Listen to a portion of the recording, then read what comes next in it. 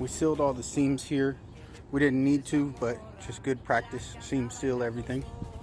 Seam sealed the transition. Sealed all the way through the scupper. Any laps there. And it's ready for silicone. We got this whole lap sealed. And that lap sealed.